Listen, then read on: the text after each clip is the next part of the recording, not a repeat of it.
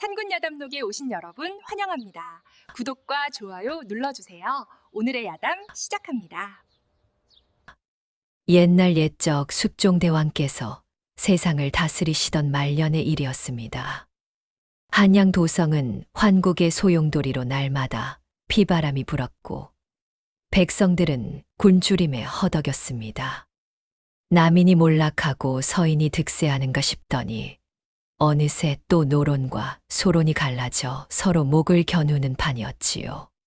조정의 혼란은 곧 백성의 시름이 되었고 한양 안팎으로 원성이 자자하였습니다.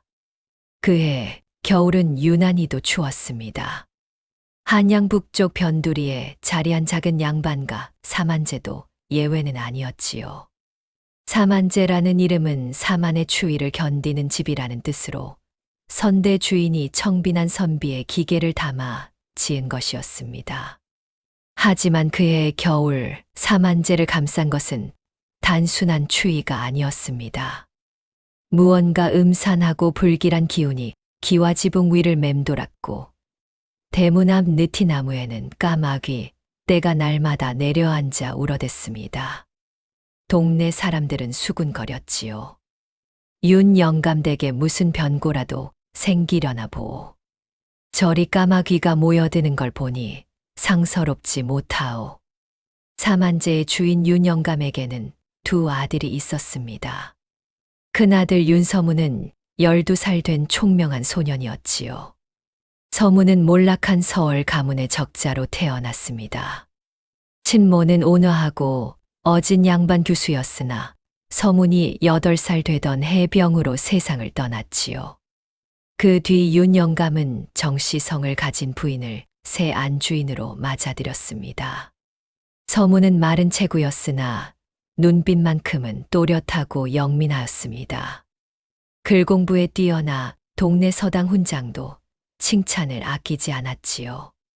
하지만 계모 정씨 부인의 눈에 서문은 그저 눈의 가시에 불과했습니다. 정씨 부인은 냉혹하고 치밀한 성정의 소유자였습니다. 자신이 낳은 아들 서은을 정통 후계자로 세우려는 욕심이 컸지요. 서문이 영특할수록 그녀의 마음속 불안은 커져만 갔습니다. 저 녀석이 자라면 집안의 모든 것을 차지할 게 아닌가. 정씨 부인의 눈빛에는 날마다 차가운 칼날이 서려 있었습니다. 서문은 어린 나이였지만 계모의 미움을 온몸으로 느낄 수 있었지요.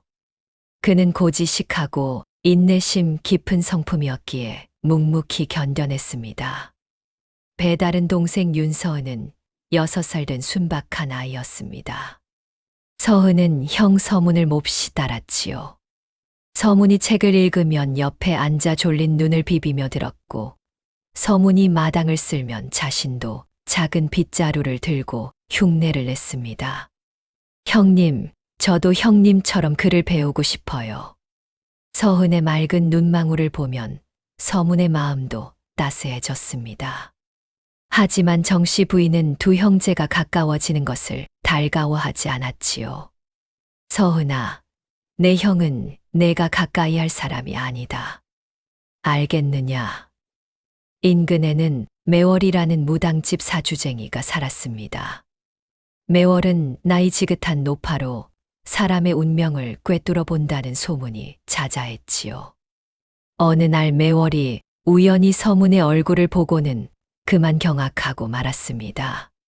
저 아이의 팔자에 큰 변화가 서렸구나. 하늘이 정한 운명이로되 그 끝은 보이지 않는도다. 매월은 중얼거리며 고개를 저었지만 그 말은 이내 동네에 퍼져나갔습니다. 사만제 옆 초가에는 초연이라는 처녀가 살았습니다. 초연은 16살 된 의문의 여인이었지요. 어디서 왔는지 부모는 누군지 아무도 모르는 처녀였습니다. 다만 그녀는 약초를 캐고 바느질로 생계를 이어가며 조용히 살아갔습니다. 서문은 가끔 담장 너머로 초연을 보곤 했습니다. 초연의 맑은 눈빛과 단아한 자태가 어린 서문의 가슴에 작은 파문을 일으켰지요. 서문이 집에서 쫓겨나기 전 사만제에는 마지막 평온이 흐르고 있었습니다. 봄이 오면 서문은 한옥 뒤편 매화나무 아래에서 글 공부를 하곤 했습니다. 매화 향기가 바람에 실려오면 서문의 마음도 잠시나마 평온해졌지요. 그는 사서삼경을 읽으며 선비의 도리를 익혔습니다. 배우고 때로 익히면 또한 기쁘지 아니한가. 서문은 소리내어 글을 읽었습니다. 그의 목소리는 맑고 청아하여 마치 샘물이 흐르는 듯했지요. 하지만 정씨 부인의 시선은 날로 차갑게 식어갔습니다.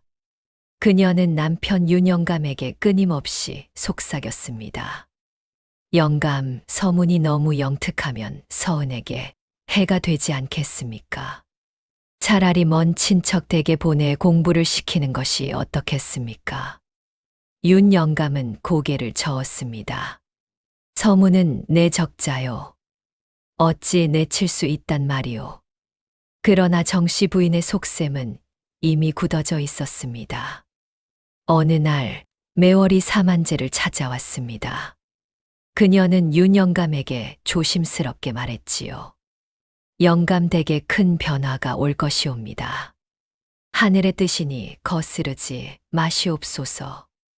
매월의 말은 불길한 점괘였습니다. 그날 저녁 서문이 매화나무 아래에 앉아 있을 때였습니다. 갑자기 까마귀 한 마리가 기와지붕 위로 내려앉았지요. 까마귀는 서문을 내려다보며 서너 번 울더니 날아갔습니다. 서문은 알 수 없는 불안감에 사로잡혔습니다. 매화 향기가 사라질 무렵 서문에게 닥칠 재변은 이미 정해진 것이나 다름없었습니다. 어느 날 밤 정씨 부인은 서문을 몰래 외양간 뒤로 불러냈습니다. 달빛도 없는 칠흑 같은 밤이었습니다. 서문은 두려움에 떨며 계모를 따라갔지요. 정씨 부인의 얼굴에는 냉혹한 결의가 서려 있었습니다. 서문아, 너는 이제 이 집을 떠나야 한다. 정씨 부인의 목소리는 차갑고 단호했습니다. 어째서입니까, 어마마마? 서문은 떨리는 목소리로 물었습니다. 이 집안을 지키기 위해서다. 내가 있으면 서은에게 해가 된다. 내 친모도 이미 세상에 없으니 내가 설 자리는 여기가 아니다. 서문은 충격의 말을 잊지 못했습니다. 그의 어린 가슴에 배신감과 두려움이 밀려왔지요. 내일 새벽 아무도 모르게 떠나거라. 만약 거부한다면 내 목숨을 보장할 수 없다. 정씨 부인은 차가운 눈빛으로 서문을 내려다보았습니다. 서문은 고개를 떨구었지요. 그는 아직 어렸지만 자신이 거부할 수 없는 상황임을 알았습니다. 다음 날 새벽 서문은 작은 보따리 하나만 들고 집을 나섰습니다. 대문을 나서려는 순간 어린 서은이 울며 달려왔습니다. 형님, 어디 가세요? 저를 두고 가시면 안 돼요. 서은은 서문의 옷자락을 붙잡고 울었습니다. 하지만 정씨 부인이 나타나 서은을 제지했지요.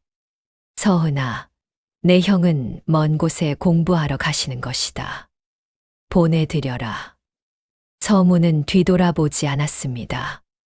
그의 눈에는 눈물이 맺혔지만 그는 그것을 보이지 않으려 애썼지요. 서문의 가슴 속에는 한 가지 결심이 자리 잡았습니다. 언젠가 반드시 돌아올 것이다. 그때는 모든 진실을 밝히리라. 서문은 한양을 떠났습니다. 그의 뒷모습은 아침 안개 속으로 사라져갔지요. 서문은 굶주림과 추위를 견디며 남쪽으로 내려갔습니다. 길 위에서 만난 것은 냉혹한 현실이었습니다. 양반 도령이라 해도 돈과 권세가 없으면 개만도 못한 취급을 받았지요. 서문은 주막에서 그릇을 닦고 장터에서 짐을 날랐습니다. 손에 물집이 잡히고 등이 휘어졌지만 그는 이를 악물고 견뎌냈습니다. 어느 날 서문은 작은 서당 앞을 지나게 되었습니다. 서당에서는 훈장의 목소리가 들려왔지요. 배우되 생각하지 않으면 얻는 것이 없고 생각하되 배우지 않으면 위태롭도다. 서문은 발걸음을 멈추고 그 소리에 귀를 기울였습니다. 문득 매월의 말이 떠올랐지요. 학문을 익혀라. 그것이 내 운명을 바꿀 것이다. 서문은 결심했습니다. 삭시를 하며 번 돈으로 서당에 들어가기로 한 것입니다. 그는 훈장을 찾아가 정중히 읍을 했습니다. 소인이 비록 가난하오나 배움을 갈망하옵니다. 낮에는 일을 하고 밤에는 글을 배우고자 하니 허락해 주시옵소서. 훈장은 서문의 눈빛을 보고 고개를 끄덕였습니다. 좋다. 배우고자 하는 마음이 있으니 가르치리라. 그날부터 서문은 낮에는 삭시를 하고 밤에는 글을 배웠습니다. 때로는 무술도 익혔지요. 마을의 무사가 서문의 총명함을 보고 검술과 병법을 가르쳐 주었습니다. 서문은 예전과는 다른 단단함을 갖게 되었습니다. 그의 몸은 더욱 야위었으나 눈빛은 더욱 예리해졌지요. 어느 겨울밤 서문에게 기이한 일이 일어났습니다. 서문이 서당 뒤 언덕에서 글을 읽고 있을 때였습니다. 갑자기 달빛이 환하게 쏟아지더니 흰 옷을 입은 서생 하나가 나타났지요.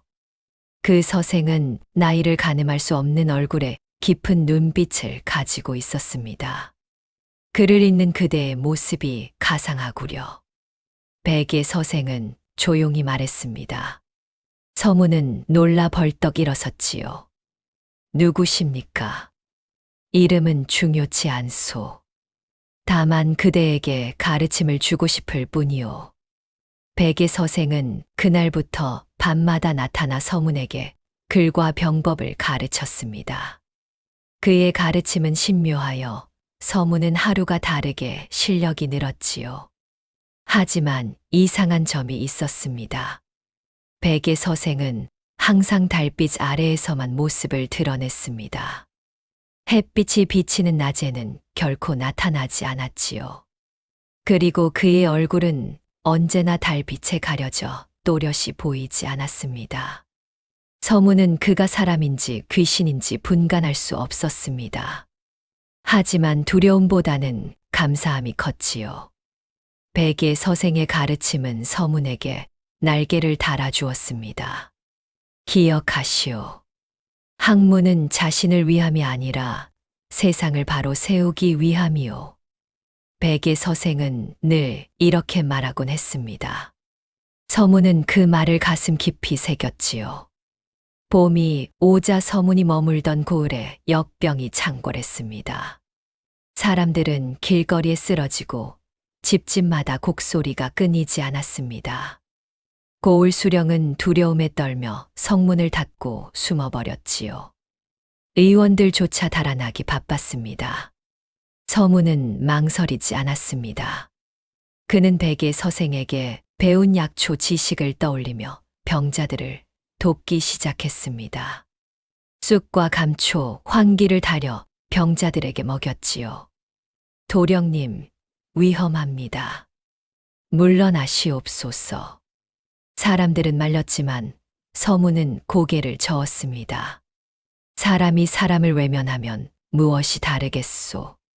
제가 할 수 있는 일을 하겠소. 서문은 밤낮으로 병자를 돌보았습니다. 그의 손은 거칠어지고 얼굴은 수척해졌지만 그의 눈빛은 더욱 빛났지요. 생사의 경계에서 서문은 사람들의 신뢰를 얻었습니다. 열흘이 지나자 역병은 서서히 잦아들었습니다. 살아남은 사람들은 서문에게 절을 올렸지요. 도령님이 아니었다면 저희는 모두 죽었을 것이옵니다. 서문은 그들을 일으켜 세우며 말했습니다. 하늘의 뜻이었을 뿐이요. 이때 배운 약초 지식은 훗날 서문에게 결정적인 역할을 하게 됩니다.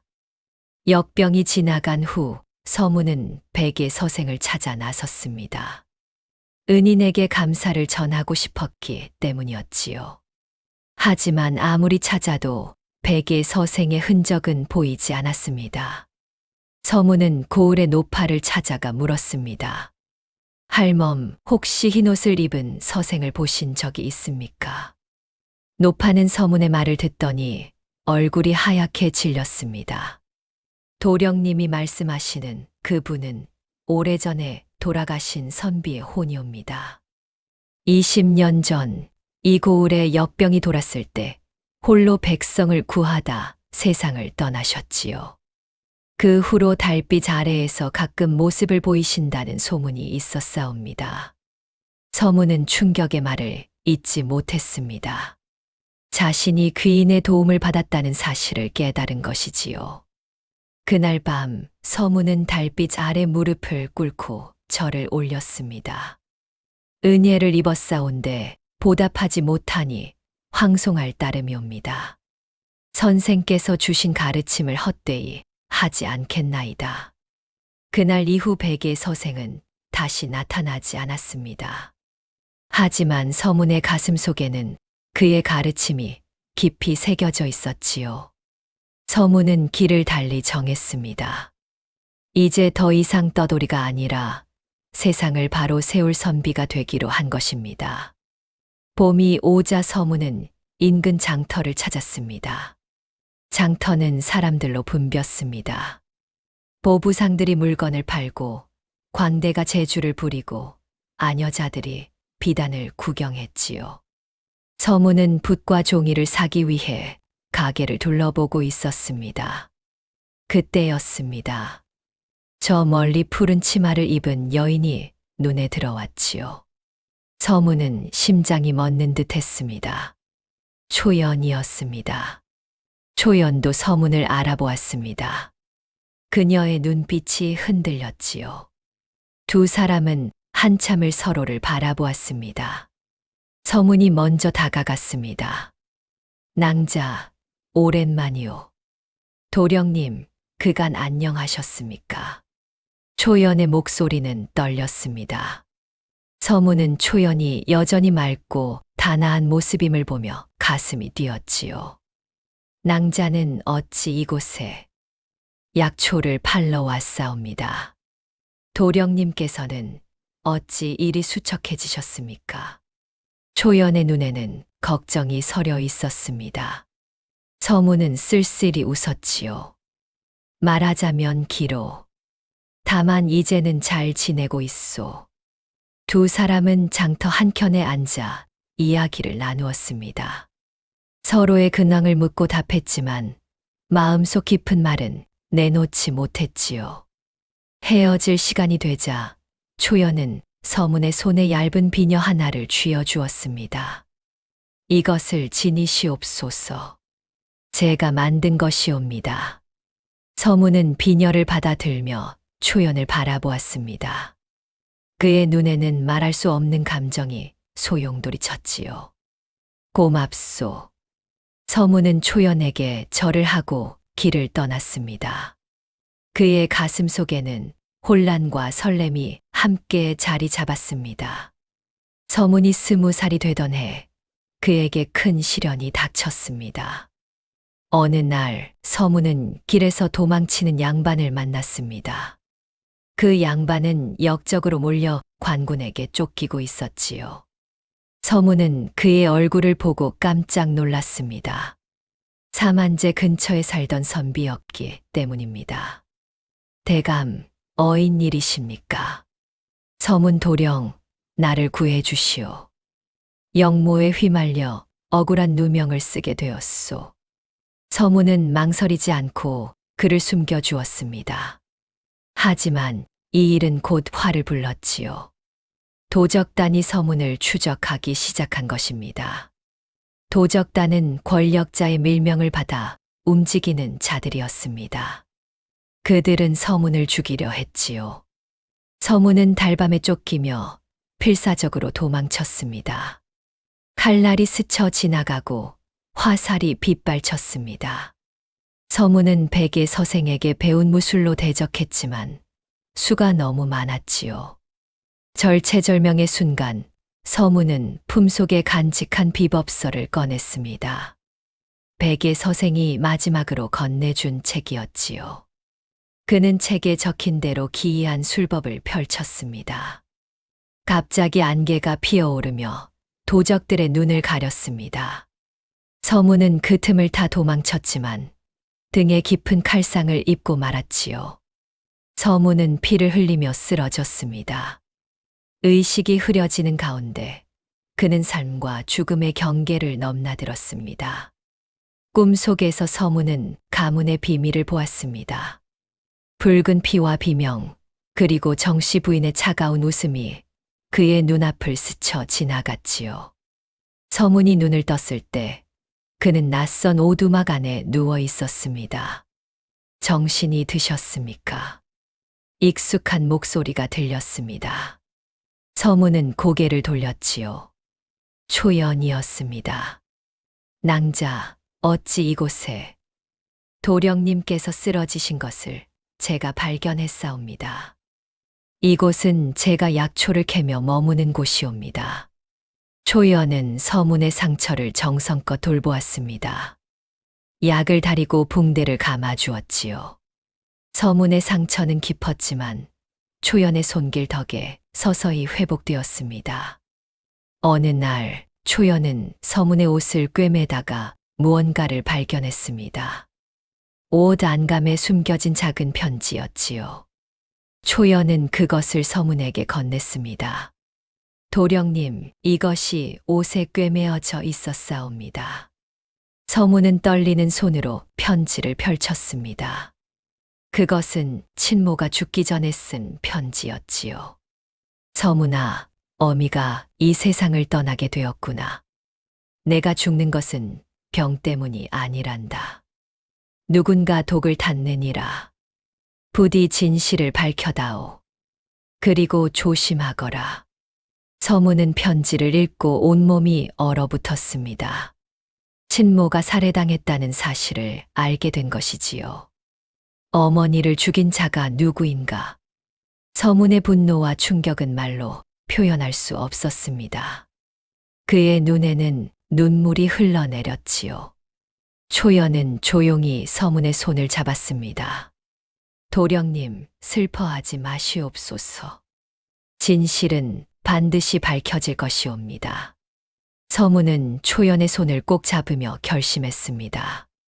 계모 정씨 부인이 단순한 악녀가 아니라 가문의 재산과 지위를 노린 음모의 핵심이라는 사실을 깨달은 것이지요. 서문은 오두막에서 회복하며 깊은 고민에 빠졌습니다. 피해 복수를 할 것인가, 아니면 진실을 밝혀 정의를 세울 것인가. 서문의 가슴 속에는 두 가지 길이 놓여 있었지요. 초연은 매일 서문 곁에 있었습니다. 그녀는 말없이 서문을 지켜보며 약을 다려주고 밥을 차려주었습니다. 어느 날 밤 서문은 초연에게 말했습니다. 낭자, 내가 복수를 한다면 나 또한 악인이 되는 것이 아니겠소. 초연은 고개를 끄덕였습니다. 도령님의 마음이 바르시다면 하늘이 도우실 것이옵니다. 서문은 결심했습니다. 복수가 아니라 진실을 바로 세우겠다고 말이지요. 그는 학식과 무술을 더욱 알고 닦았습니다. 초연도 서문을 도왔습니다. 두 사람은 오두막에서 함께 시간을 보내며 서로를 이해하게 되었습니다. 서문은 초연의 따스한 마음씨를, 초연은 서문의 올곧은 성품을 알게 되었지요. 어느 날 저녁 서문은 초연에게 물었습니다. 낭자는 어찌하여 이렇게 저를 도와주시오. 초연은 수줍게 미소 지었습니다. 도령님께서 사만제에 계실 때부터 제 마음속에 자리하셨사옵니다. 서문은 초연의 말에 가슴이 뛰었습니다. 두 사람의 시선이 마주쳤고 달빛은 그들을 비추었지요. 서문은 한양으로 돌아갈 준비를 시작했습니다. 진실을 밝히고 가문을 바로 세울 때가 온 것입니다. 서문이 한양으로 떠나기 전 뜻밖의 소식이 들려왔습니다. 지나가던 보부상이 전해준 소문이었습니다. 사만제의 윤 영감이 세상을 떠났고 정씨 부인과 서은이 가문을 이어받았다는 것이었지요. 하지만 더욱 놀라운 소식이 있었습니다. 서은이 사실은 정씨 부인의 친자가 아니라는 소문이 퍼진 것입니다. 사만제의 도련님은 정씨 부인의 친척 아들을 몰래 데려온 것이라 하던데요. 보부상의 말에 서문은 충격을 받았습니다. 서문은 진실을 파헤치기 시작했습니다. 옛 타인들을 찾아가 물었고 마을 사람들에게 들었지요. 모든 증거는 한 가지 사실을 가리켰습니다. 서은은 정씨 부인이 권세 있는 외가로부터 몰래 데려온 아이였습니다. 정씨 부인은 자신에게 친자가 없었기에 외가의 핏줄을 이용해 가문을 차지하려 했던 것이지요. 서문은 분노보다 슬픔을 느꼈습니다. 어린 서은도 정씨 부인의 야욕에 이용당한 희생자였기 때문입니다. 서은아, 너도 불쌍한 아이로구나. 서문은 중얼거렸습니다. 그는 서은을 원망하지 않기로 했습니다. 오히려 그를 구해야겠다고 생각했지요. 모든 퍼즐이 맞춰지며 이야기는 새로운 국면으로 전환되었습니다. 서문은 한양으로 향하며 결의를 다졌습니다. 서문이 한양에 도착했을 때 사만제는 풍전등화의 위기에 처해 있었습니다. 정씨 부인은 권력을 지키기 위해 서문을 제거하려 했습니다. 그녀는 서문이 역적과 결탁했다는 것이 증거를 만들어 관아에 고발했지요. 관군이 서문을 체포하러 왔고 서문은 도망치며 진실을 밝힐 방법을 찾았습니다. 하지만 정씨 부인의 손은 길고 교활했습니다. 정씨 부인은 서은마저 이용했습니다. 서은에게 거짓 증언을 하도록 협박한 것이지요. 서은아, 내가 서문을 역적이라 증언하지 않으면 너도 함께 죽게 된다. 어린 서은은 두려움에 떨었습니다. 하지만 그는 형을 배신할 수 없었지요. 어마마마, 저는 형님을 해칠 수 없사옵니다. 정씨 부인은 분노하며 서은을 가두었습니다. 한편 초연에게도 위험이 닥쳤습니다. 정씨 부인의 앞잡이들이 초연을 납치하려 한 것이지요. 서문과 가까운 사람을 제거하려는 음모였습니다. 서문은 절망적인 상황에 처했습니다. 가족과 사랑하는 이를 모두 잃을 위기였지요. 그의 앞에는 어둠만이 가득했습니다. 서문은 깊은 고민 끝에 결단을 내렸습니다. 그는 서은을 살리고 진실을 밝히기 위해 모든 것을 걸기로 했습니다. 자신의 목숨을 내놓는 조건으로 관하에 진실을 밝히겠다고 나선 것이지요. 서문은 관아에 찾아가 무릎을 꿇었습니다. 소인이 모든 죄를 뒤집어 쓰겠사옵니다. 다만 진실을 밝힐 기회를 주시옵소서. 관아의 사또는 서문의 당당한 태도에 놀랐습니다. 서문은 정씨 부인의 음모를 하나하나 밝혀냈지요. 정씨 부인은 선친의 부인이 되어 가문을 차지했사옵니다. 제 친모를 독살하고 외가의 아이를 데려와 친자로 속였사옵니다. 서문의 말에 관하는 술렁거렸습니다. 그때 서은이 나타났습니다. 그는 정씨 부인의 감시를 피해 도망친 것이었지요. 서은은 오열하며 말했습니다. 형님 말씀이 옳사옵니다. 저는 정씨 부인의 친자가 아니옵니다. 형님은 억울하시옵니다. 서은의 증언으로 국면이 바뀌었습니다. 사또는 정씨 부인을 불러들이라 명했지요. 서문과 서은은 서로를 마주보며 눈물을 흘렸습니다. 형제의 의리가 진실을 밝히는 힘이 된 것입니다. 정씨 부인은 관아로 끌려왔습니다. 그녀의 얼굴에는 더 이상 냉혹함이 아니라 두려움이 서려 있었지요. 서문은 정씨 부인을 똑바로 바라보았습니다. 어마마마, 왜 그리 하셨습니까? 친모를 죽이고 어린 아이까지 이용하셨습니까? 정씨 부인은 입술을 깨물었습니다. 모든 것은 권력을 위해서였다. 이 혼탁한 세상에서 살아남으려면 냉혹해져야 한다. 그것이 사람의 도리입니까? 서문의 목소리는 떨렸습니다. 그때 사만제에서 불길이 치솟았습니다. 누군가 가문의 비밀 문서를 불태운 것이었지요. 정씨 부인은 자신의 죄를 감추려 마지막 발악을 한 것입니다. 하지만 이미 늦었습니다. 서문은 모든 증거를 확보해 두었기 때문이지요. 매월이 예전에 보관해둔 문서, 옛 하인들의 증언, 그리고 친모가 남긴 편지가 모두 진실을 증명했습니다. 정씨 부인은 죄과에 눌려 무너졌습니다. 그녀는 바닥에 주저앉아 울부짖었지요. 서문은 극적으로 생환했습니다. 그는 역경을 모두 넘어선 것입니다. 사흘 뒤 사만제 앞들에 많은 사람이 모였습니다. 사또가 직접 나와 진실을 선포했지요. 정씨 부인은 전 주인의 부인을 독살하고 외가의 아이를 친자로 속여 가문을 차지하려 했도다. 또한 적자인 윤서문을 내쫓고 역적으로 몰아 죽이려 하였도다. 사또의 말에 사람들은 경악했습니다. 매월이 나서서 증언했습니다. 소녀가 예전에 본 점괘가 이제야 명확해졌사옵니다. 서문 도령의 팔자에는 큰 시련과 함께 큰 복이 함께 있었사옵니다.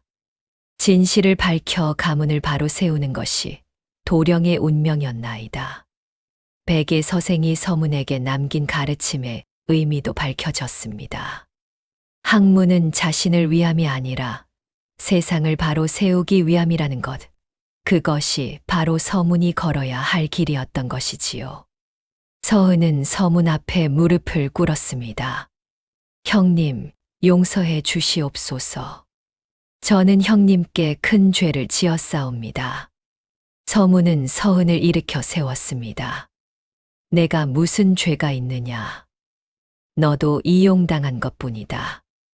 이제 우리는 진정한 형제로 살아가자. 두 형제는 서로를 껴안고 울었습니다. 구경하던 사람들도 눈시울을 붉혔지요. 진실이 완전히 폭로되며 사만제에는 새로운 희망이 피어올랐습니다. 정씨 부인은 유배형에 처해졌습니다. 그녀는 먼 섬으로 보내져 평생을 속죄하며 살게 되었지요. 서문은 정씨 부인을 보내며 말했습니다. 어마마마, 그곳에서 참회하시며 평안히 지내시옵소서. 정씨 부인은 아무 말도 하지 못했습니다. 다만 고개를 숙였을 뿐이지요. 서은은 서문의 품으로 돌아왔습니다. 두 형제는 진정한 가족이 되었습니다. 서은은 형을 도우며 학문을 익혔고 서문은 동생을 아꼈습니다. 초연과 서문은 혼례를 약속했습니다. 어느 봄날 매화꽃이 만발한 날 두 사람은 혼례를 올렸지요.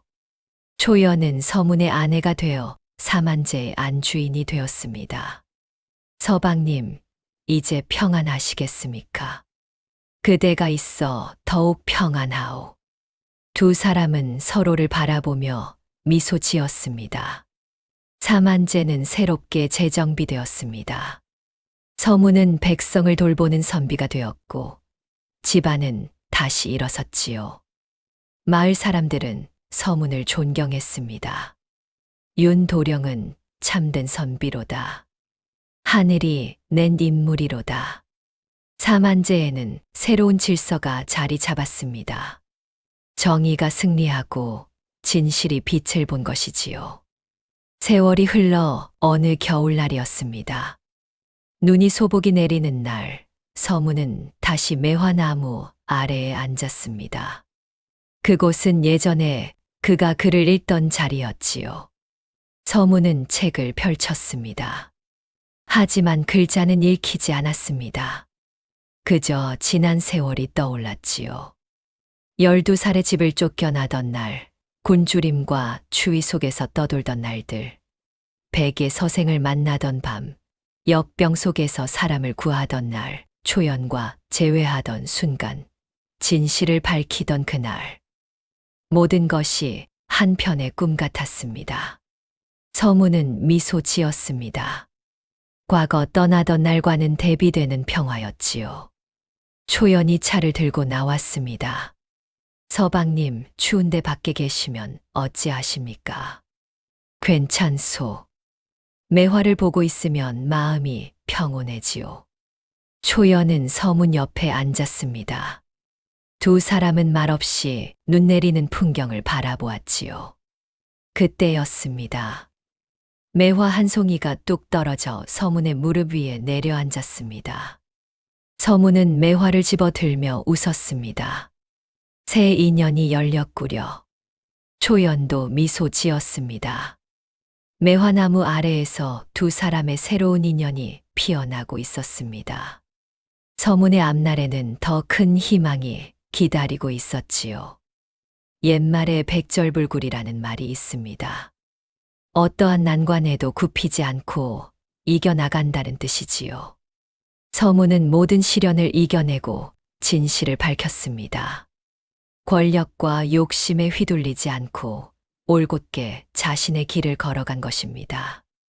또한 형제의 의리는 피보다 진한 법입니다. 서문과 서은은 피가 섞이지 않았어도 진정한 형제가 되었지요. 이것이 바로 사람의 도리이며 하늘이 기뻐하는 일입니다. 여러분도 어려움에 처했을 때 서문처럼 올곧게 진실을 향해 나아가시기 바랍니다. 그리하면 하늘이 반드시 도울 것입니다. 다음 영상을 빠르게 만나보시려면 좋아요와 구독을 눌러주세요. 그럼 더 재미있는 영상으로 찾아뵙겠습니다. 모두 행복한 하루 보내세요.